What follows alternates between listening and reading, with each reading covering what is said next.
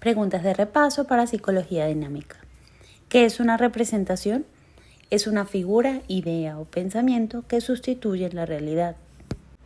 Una imagen es una representación y la noción de representación no se restringe a la producida por el sentido de la vista. Cada sentido perceptivo construye sus propias imágenes. Así tendremos representaciones auditivas, táctiles, olfativas, gustativas, sinestésicas. ¿A qué corresponden los conceptos de asimilación, acomodación y generalización? Corresponden a los procesos psíquicos. ¿Qué es la cohesión? Es la sumatoria resultante de la asimilación, acomodación y generalización. Es la capacidad de función sintética del yo para organizar la experiencia tanto interna como externa en patrones. Es la esencia de la estructuración. ¿Qué es la diferenciación? Es conocer los objetos y reconocerlos diferentes del self. Está referida a los límites que se van estableciendo entre la diada madre-bebé y luego los límites del yo y el no yo y del self-objeto. La diferenciación está referida a los rasgos distintivos que singularizan a un individuo. ¿Qué es la integración? Es la combinación de todos los aspectos de la vida psíquica y de la experiencia afectiva. Es el establecimiento de un self unitario vivido como una continuidad de existencia. Significa la reunión de los componentes psíquicos y somáticos con las experiencias emocionales. Gradualmente, esto incluye la orientación espacial y la noción del tiempo. ¿Qué es el apego? El apego es la vinculación afectiva estable y consistente innata entre el niño y la madre, que se establece por la interacción. Es también la necesidad de adherencia del bebé a la madre. ¿Cuáles son las fases de separación de Bowlby? 1. Protesta. Pocas horas hasta una semana. El niño busca a la madre y tiene expectativas de que vuelva. 2. Desesperación. Más de una semana. El niño tiene depresión y desesperación. Y 3. Desapego. Este se produce durante mucho más de una semana y desaparece la excitación psicomotriz y hay indiferencia ante la reaparición de la madre. ¿Por qué la psicología dinámica se llama dinámica? Esta toma su nombre de la dinámica de las relaciones objetales. Esto es la dinámica de los procesos de cohesión, diferenciación, integración y organización de las representaciones de sí mismo objeto. ¿A qué corriente pertenecen Hartman, Chris y Lowenstein? Pertenecen a la psicología del yo. ¿Qué es el self? El self es una organización de experiencias que denomina principios invariantes de organización y varían con cada individuo. ¿Qué pasó con el psicoanálisis en los años 30? El psicoanálisis se dividió en 3 ramas.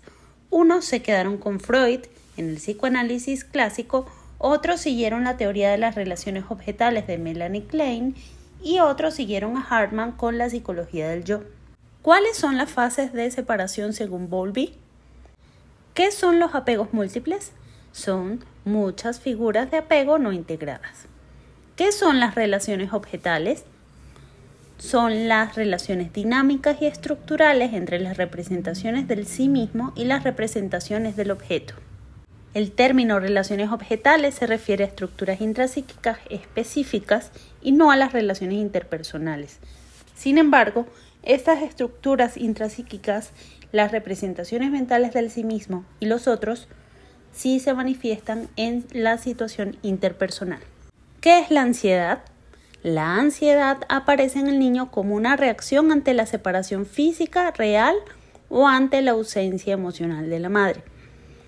La angustia de separación refleja la consolidación de la conducta de apego hacia una figura específica y el dolor ante la pérdida de esa figura. Los niveles de ansiedad corresponden a las etapas evolutivas y madurativas en el proceso de separación-individuación, a la vez que remiten etiológica y cronológicamente a las respuestas defensivas dadas por el individuo en su adaptación al medio, que según el grado de flexibilidad o rigidez serán adaptativas o patológicas. Los niveles de ansiedad van desde el temor de aniquilación hasta el temor del superyo. ¿Cuáles son los niveles de ansiedad? Son el temor de aniquilación. Este se refiere al temor original del desamparo. Ese nivel de ansiedad en los adultos está asociado a la psicosis. El yo es tan débil que no tiene recursos para defenderse de la angustia y queda a merced de lo que Winnicott calificó como angustia inimaginable.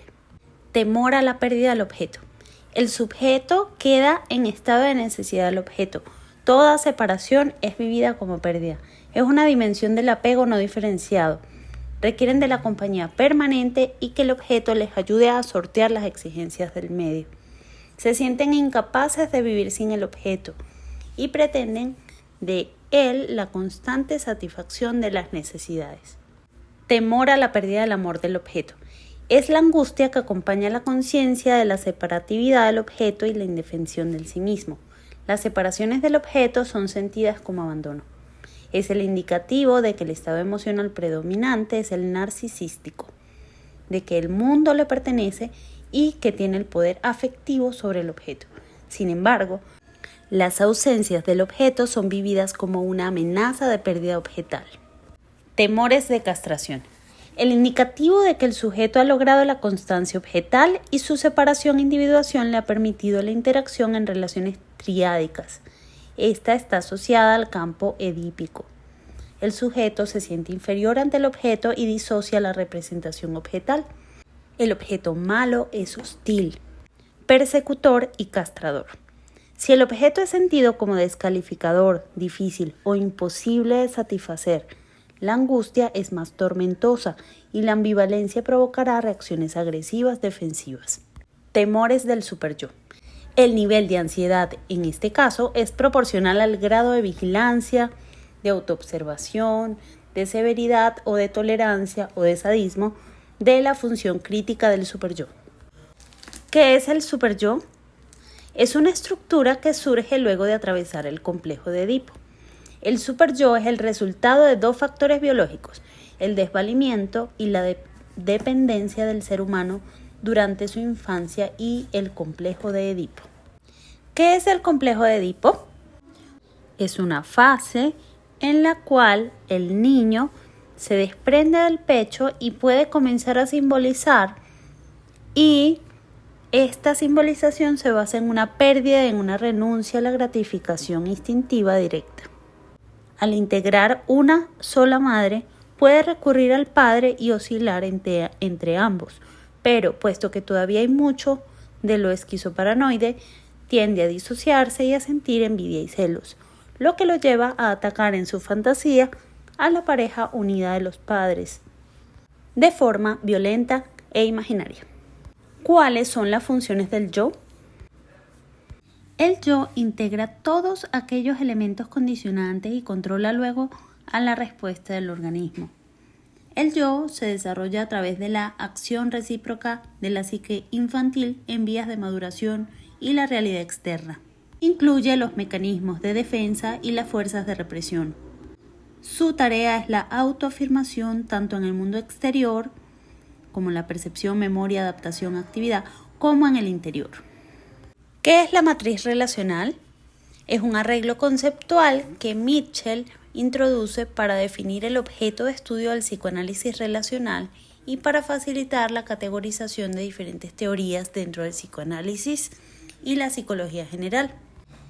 Es un cambio paradigmático en teoría psicoanalítica. La mente ya no es considerada un conjunto de estructuras predeterminadas que surgen del interior de un organismo singular. Ahora se cree que constituye modelos de transacciones y estructuras internas derivadas de un campo interactivo e interpersonal. En el apego de los seres humanos intervienen 5 reacciones instintivas. ¿Cuáles son? Mamar, sonreír, agarrar, llorar y seguir. ¿Cuál es la diferencia entre el apego y la pulsión, según el texto Matriz Relacional? El apego es una necesidad de vinculación con otro para la supervivencia y es interactivo, mientras que la pulsión busca una satisfacción y un objeto con representación psíquica y parte de un órgano. Según Ferber, ¿qué busca la pulsión? La pulsión busca establecer una relación con el otro, busca el contacto, no solo busca el placer y el satisfacer las necesidades. ¿Qué es el apego seguro? Este tipo de apego está caracterizado por la incondicionalidad. El niño sabe que su cuidador no va a fallarle, se siente querido, aceptado y valorado. De acuerdo con Bowlby, este tipo de apego depende en gran medida de la constancia del cuidador en proporcionar cuidados y seguridad. ¿Qué es el apego ambivalente? En psicología, ambivalente significa expresar emociones o sentimientos contrapuestos, lo cual frecuentemente genera angustia. Por esto, en el caso de un apego ansioso ambivalente, el niño no confía en sus cuidadores y tiene una sensación constante de inseguridad, de que a veces sus cuidadores están y otras veces no están. Lo constante en los cuidadores es la inconsistencia en las conductas de cuidado y seguridad. ¿Qué es el apego evitativo? Los niños con un apego de tipo evitativo han asumido que no pueden contar con sus cuidadores, lo cual les provoca sufrimiento. Se conoce como evitativo porque los bebés presentan distintas conductas de distanciamiento. Por ejemplo, no lloran cuando se separan del cuidador. Se interesan solo en sus juguetes y evitan contacto cercano. Lo constante han sido conductas de sus cuidadores que no han generado suficiente seguridad. El menor desarrolla una autosuficiencia compulsiva con preferencia por la distancia emocional. ¿Qué es el apego desorganizado? Es una mezcla entre apego ansioso y el evitativo en que el niño presenta comportamientos contradictorios e inadecuados. Hay quienes lo traducen en una carencia total de apego. Lo constante en los cuidadores han sido conductas negligentes o inseguras. Se trata del extremo contrario al apego seguro. Los casos de abandono temprano, cuya consecuencia en el niño es la pérdida total de confianza en su cuidador o figura vincular, e incluso puede sentir constante miedo hacia esta.